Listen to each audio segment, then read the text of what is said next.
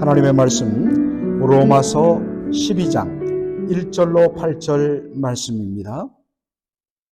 한 절씩 교독하겠습니다. 그러므로 형제들아 내가 하나님의 모든 자비하심으로 너희를 권하노니 너희 몸을 하나님이 기뻐하시는 거룩한 산 제사로 드리라.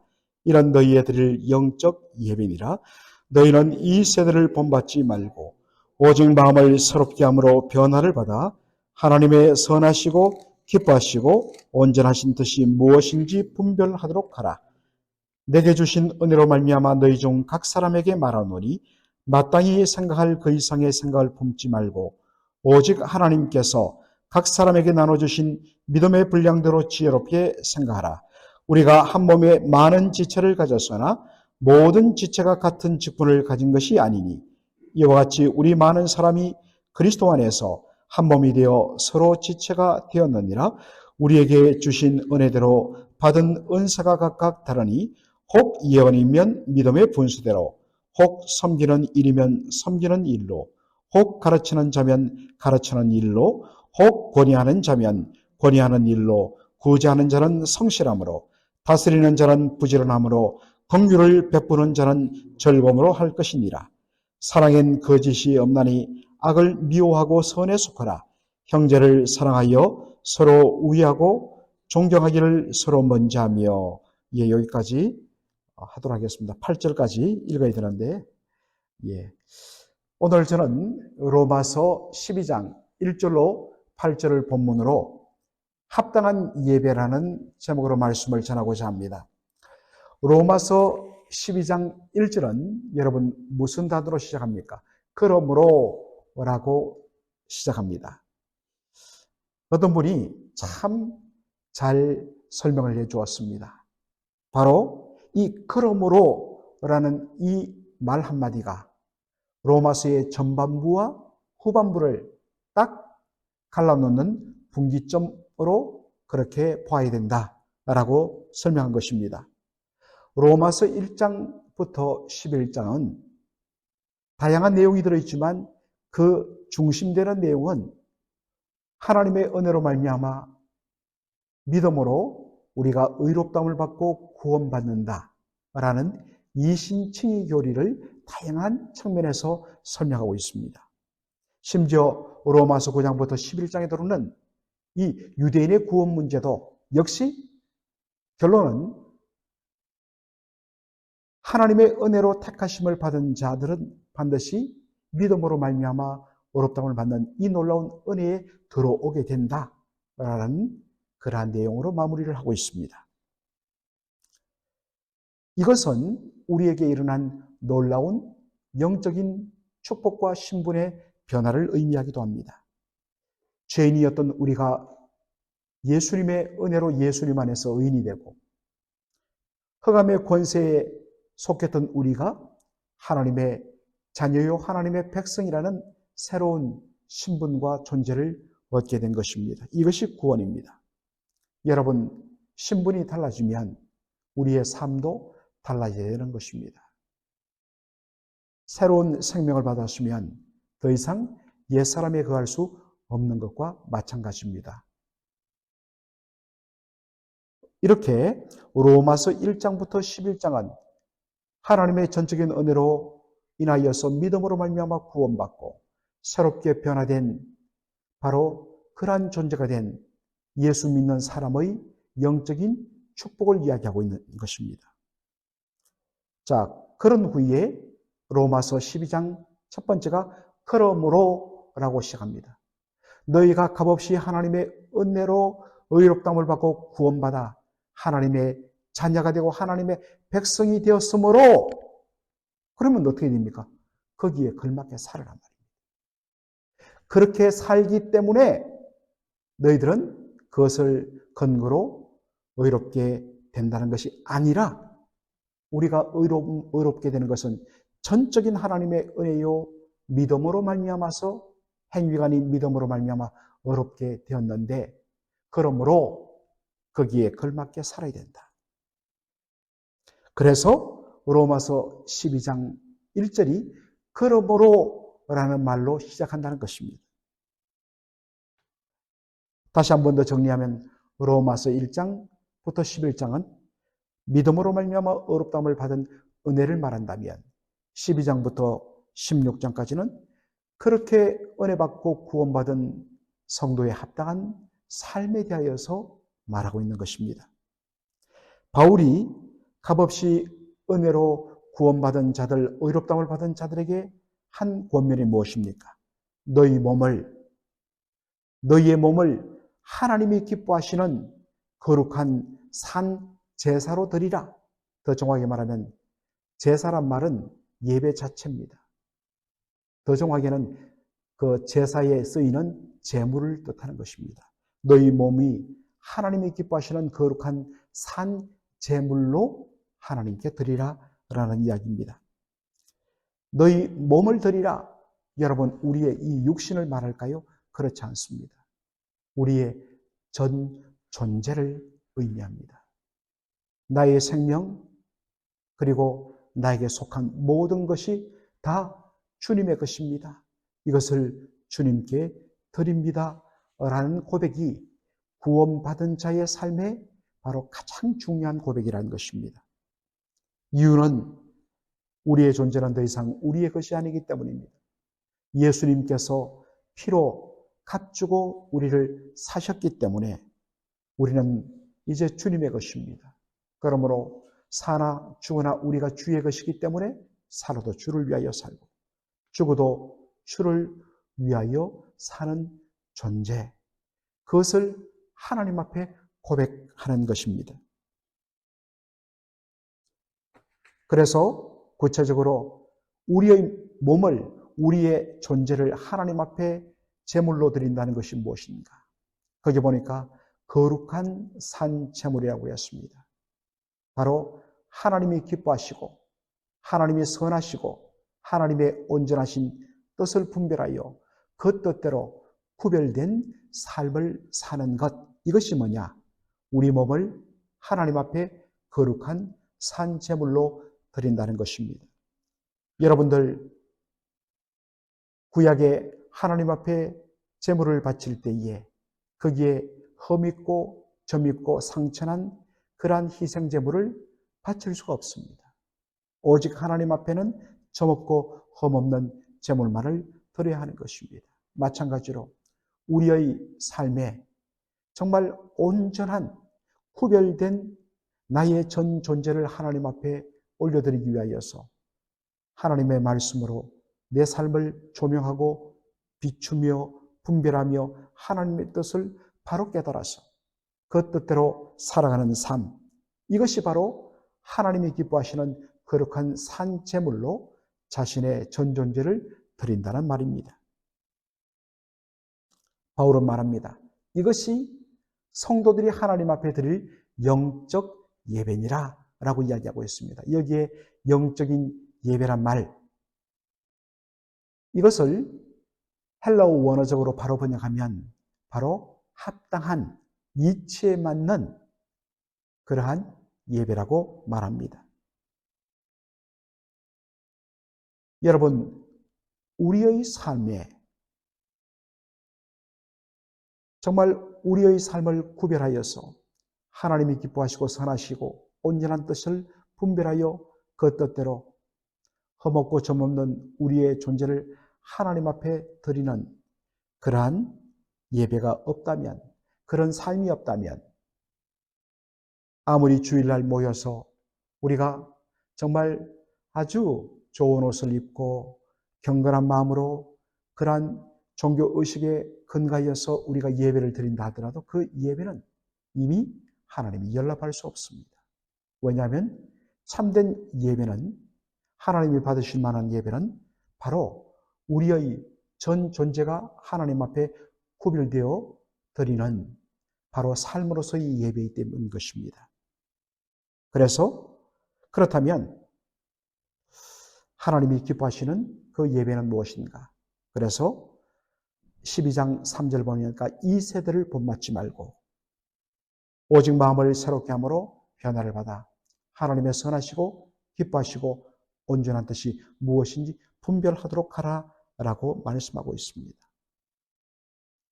예수 믿는 사람은 더 이상 이 세상의 가치관, 이 세상이 말하는 기준과 판단에 따라서 내 생각과 내 삶을 결정해서는 안 됩니다. 오직 하나님의 말씀, 하나님이 기뻐하시는 뜻, 그것에 맞춰서 자신의 삶을 늘 분별하고 하나님 앞에 구별된 삶을 드리는 삶에 힘을 써야 합니다. 어떻게 우리가 이 세대를 본받지 말고 바로 하나님의 뜻을 바로 분별할 수 있을까요? 다른 것 없습니다. 하나님의 말씀과 기도로 우리가 하나님 앞에 늘 우리를 살피면서 하나님의 기뻐하시는 뜻을 분별하여 그 뜻대로 삶으로 하나님 앞에 영적인 예배를 드릴 수가 있는 것입니다. 하나님의 말씀을 가까이 하지 않고 기도하지 않으면서 내가 하나님 앞에 거룩하게 살겠다? 이것은 옳지 않습니다. 그래서 디모데전서 4장 5절에는 바로 말씀과 기도로 거룩하여짐이라 라고 말씀하고 있는 것입니다. 로마서 12장 1절로 3절이 구원받은 한 성도 각각 개인의 거룩한 삶에 초점을 맞춘다면 로마서 12장 3절로 8절은 바로 구원받은 성도가 이루는 믿음의 공동체를 위하여 주어진 은사 문제를 다루고 있는 것을 보게 됩니다. 여러분, 우리가 예수 믿고 구원받은 것은 철두철미하게 각 개인이 개별적으로 예수님을 믿고 고백하고 영접함을 말미암아 구원에 이르게 됩니다. 그러나 구원은 개인이 각자가 받지만 구원받은 적시로 우리는 그리스도의 몸에 속하게 됩니다. 머리 대신 예수 그리스도 그 몸 속에 예수 믿는 모든 사람이 바로 그 몸을 이루는 구성원이 되는 것입니다. 그것을 바로 나타낸 것이 교회입니다. 그런데 한 몸을 이루었기 때문에 하나님께서 그 한 몸 이룬 각자를 섬길 수 있도록 하나님께서 다양한 은사들을 각자에게 주셔서 자신이 받은 은사를 가지고 다른 사람들을 유익되게 하고 공동체를 섬기도록 하기 위하여 은사를 주셨다는 것입니다. 바로 우리가 성령의 은사를 접근할 때 이러한 관점에서 접근해야 됩니다.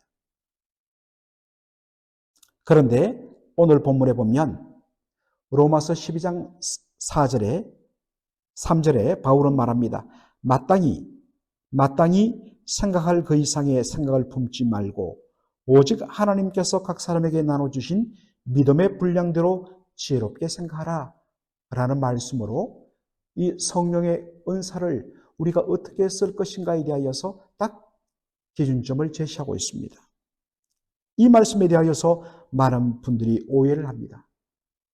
내 믿음의 분량을 넘어서서 함부로 판단하고 함부로 남을 생각하거나 아직도 내가 믿음이 부족한데 막 큰 어떠한 것을 생각해서는 안 돼 라는 식으로 이 말씀을 생각하는데 그것은 오해입니다.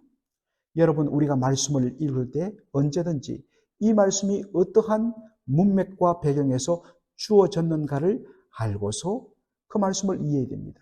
이 말씀은 하나님께서 구원받은 성도들로 구성된 그리스도의 몸된 교회를 섬기도록 하기 위해서 다양한 은사들을 각자에게 주어서 자기가 받은 은사로 다른 지체들을 섬기도록 하는 성령의 은사를 다루는 이 말씀의 문맥에서 주어졌다는 것을 기억해야 합니다. 자신이 받은 은사는 내가 남들보다 받을 만한 자격이기 때문에 아니요. 내가 남들보다 더 뛰어나기 때문에 아니요. 내가 다른 사람보다 더 많이 기도하고 더 신령하기 때문에 아니에요. 영어 성경을 보면 너 자신에 대해서 지나치게 네가 다른 사람들보다 더 낫다고 생각하지 말라라는 의미로 되어 있습니다. 여기 보니까 믿음의 분량대로라는 말을 씁니다. 이 말을 제대로 번역하면 믿음의 기준에 근거하여라는 것입니다. 여러분, 우리의 믿음은 어떤 믿음입니까? 우리가 믿는 것이 무엇입니까? 하나님께서 도무지 은혜 받을 자격 없는 우리를 긍휼히 여기시고 사랑하셔서 독생자를 보내주시고 그 아들의 대속의 보혈로 말미암아 우리가 죄사함 받고 하나님의 자녀가 되고 구원받은 하나님의 백성이 되었다는 믿음입니다. 이 믿음에 근거하여라는 것입니다. 이것을 생각할 때 우리는 겸손하지 않을 수 없습니다.